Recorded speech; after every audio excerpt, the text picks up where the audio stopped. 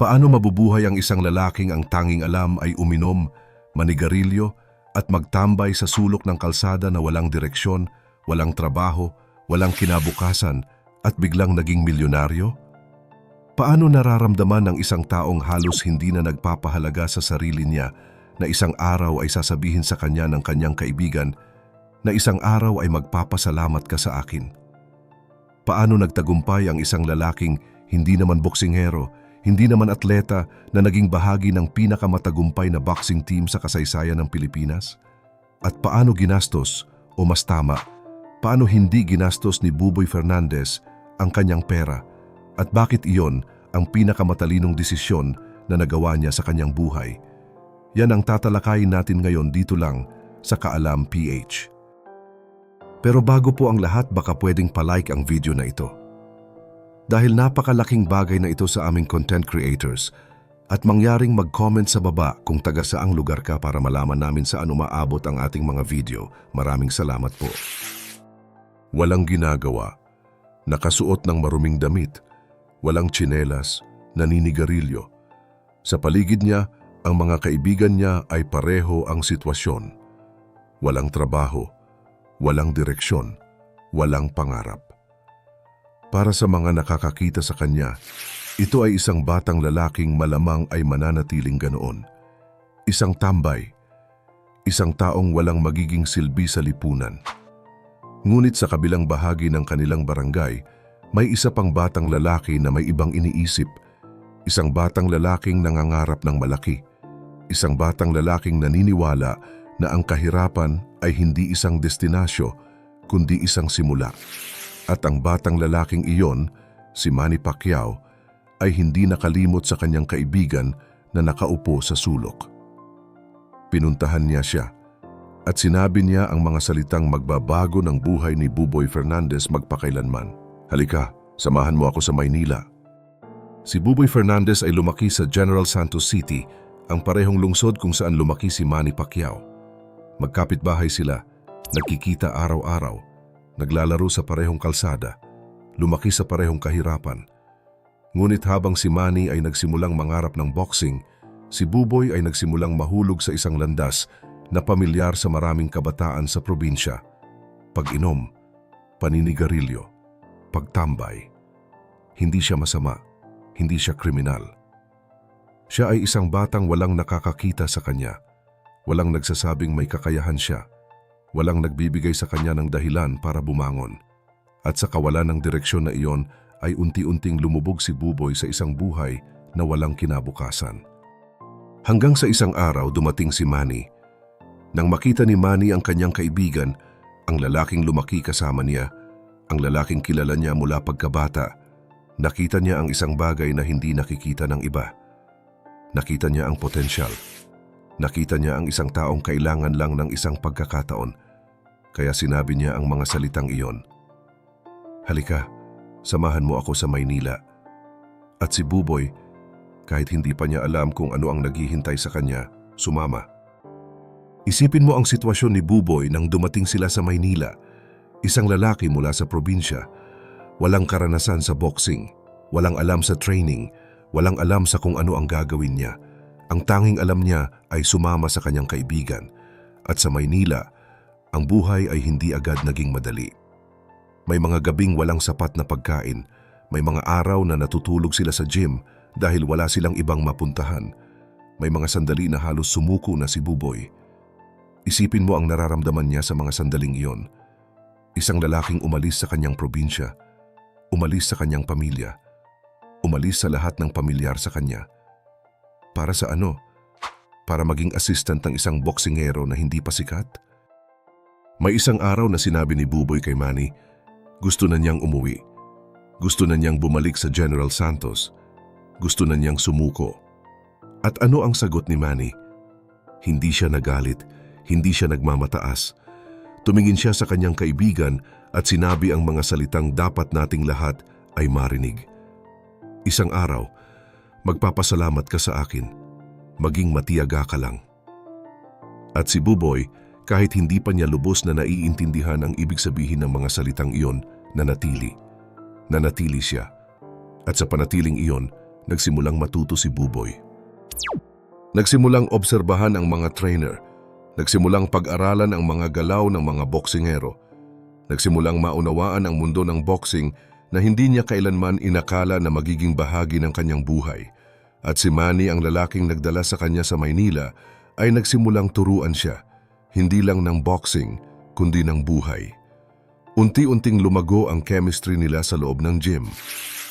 Si Buboy ay naging hindi lang isang trainer, kundi isang mitts holder, isang advisor, isang kaibigan, at isa sa mga taong pinakakilala kay Manny Pacquiao sa loob at labas ng ring. At habang lumago ang pangalan ni Manny, habang nagsimulang manalo ng mga kampyonato, lumago rin ang buhay ni Buboy. Dumating si Freddie Roach, ang world-class na trainer mula sa Wildcard Boxing Club sa Hollywood. Naging head trainer ni Manny, ngunit hindi nawala si Buboy. Nanatili siya. Dahil si Buboy ay hindi lang isang trainer para kay Manny. Siya ay isang bahagi ng puso ng Team Pacquiao. Isang taong kilala ni Manny mula pagkabata. Isang taong naroroon bago pa man dumating ang mga kampyonato. Isang taong naroroon bago pa man dumating ang mga milyon. At sa bawat laba, sa bawat training camp, si Buboy ay nandoon. Oscar De La Hoya, Miguel Cotto, Ricky Hatton, Shane Mosley, Juan Manuel Marquez, Floyd Mayweather Jr. Sa bawat isa sa mga laban na iyon, sa mga laban na pinakapinanood sa kasaysayan ng boxing, si Buboy ay nasa sulok. Kasama si Manny, katulad ng dati, katulad ng mga araw sa General Santos City, dalawang kaibigan, magkasama, laban sa mundo. At ang mga labang iyon, ang mga labang nagdulot ng milyon-milyong dolyar sa Team Pacquiao, ay nagbago rin ang buhay ni Buboy. Hindi agad, hindi biglaan, ngunit dahan-dahan, taon-taon nagsimulang mag-ipon si Buboy. At ang pinakamatalinong bagay na ginawa niya, hindi niya ginastos ang kanyang pera sa mga bagay na mabilis mawala, naglagak siya sa lupa. Ngayon, kung titingnan mo ang buhay ni Buboy Fernandez, hindi mo makikilala ang lalaking nakatambay sa sulok ng kalsada sa General Santos City. May compound siya na humigit kumulang 2,000 square meters. May 300 square meter na property kung saan nagtayo siya ng apartment. May isa pang lote na mahigit 200 square meters. May agricultural lands para sa kanyang farm at livestock na nagsisilbing negosyo at vacation spot sa probinsya. May Toyota Land Cruiser, may Ford Raptor. Mga sasakyang perpekto para sa kanyang mga biyahe sa probinsya. Ngunit narito ang bagay na nagpapaiba kay Buboy sa maraming atleta at trainer na naging mayaman ngunit mabilis na nawalan. Hindi siya nagastos ng walang iniisip. Ayon sa mga taong malapit sa Team Pacquiao, si Buboy ay maingat pagdating sa pera. Mas pinipili niya ang mag-invest sa lupa at real estate dahil alam niya na ang isang tao ay hindi mananatili sa boxing magpakailanman. Habang aktibo pa si Manny at malakas pa ang kita, tiyak na tinitiyak ni Buboy na ang kanyang pera ay napupunta sa isang lugar na mananatili. At hindi lang real estate. May game fowl breeding business siya. May iba pang sports-related ventures sa General Santos. Mga negosyong resulta ng kanyang maingat na pamamahala ng kanyang kita sa loob ng maraming taon. At noong 2019, si Buboy ay pumasok sa politika. Nanalo bilang Vice Mayor ng Pulangi, Albay, inspirado ni Manny Pacquiao na matagal na rin sa public service, mula tambay, mula sa sulok ng kalsada sa General Santos City, hanggang Vice Mayor, hanggang milyonaryo, hanggang isa sa mga pinakakilalang mukha sa kasaysayan ng Philippine boxing. At sa lahat ng ito, hindi niya nakalimutan ang mga salitang sinabi sa kanya ni Manny noong gusto na niyang sumuko. Isang araw, magpapasalamat ka sa akin. At ngayon, sa bawat pagkakataon na nagsasalita si Buboy tungkol sa kanyang buhay, iisang bagay ang lagi niyang sinasabi. Hindi maitutumbas ng pera ang utang na loob ko sa kanya. Ang kwento ni Buboy Fernandez ay hindi lang isang kwento ng isang taong naging mayaman. Ito ay isang kwento ng isang kaibigan na hindi nakalimot, isang kwento ng isang pagkakataon na ibinigay, at ng isang taong sapat ang tapang para tanggapin iyon. Para sa ating mga Pilipino, lalo na sa mga kabataang ngayon, ay nakaramdam ng kawalan ng direksyon, ng kawalan ng layunin, ng pakiramdam na walang magiging silbi sa kanila, pakinggan ninyo ang kwento ni Buboy. Isang lalaking ang tanging nagawa sa simula ay magtambay. Isang lalaking halos sumuko bago pa man magsimula.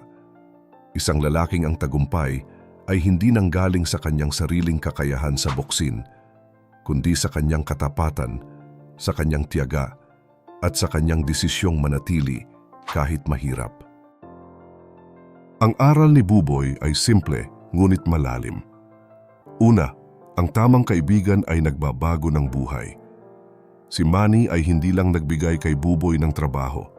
Nagbigay siya ng direksyon, nagbigay siya ng layunin, nagbigay siya ng isang dahilan para bumangon araw-araw.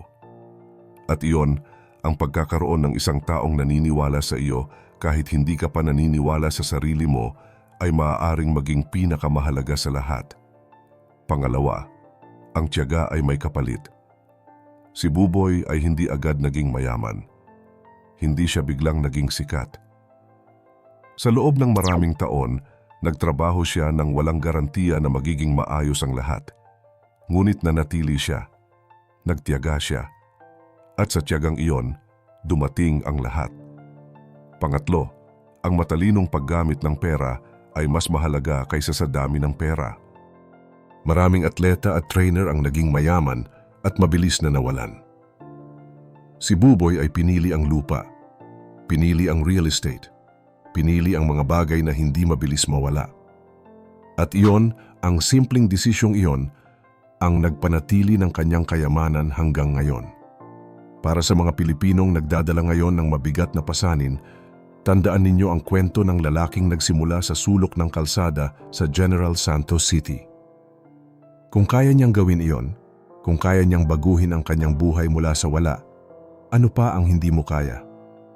Ang tanong ay hindi kung may pagkakataon ka. Ang tanong ay, kapag dumating ang pagkakataon, handa ka bang sumama? Dahil tulad ng sinabi ni Manny kay Buboy, isang araw, magpapasalamat ka rin. Kung nagustuhan mo ang video na to, share mo naman sa iba at mag-subscribe ka na rin.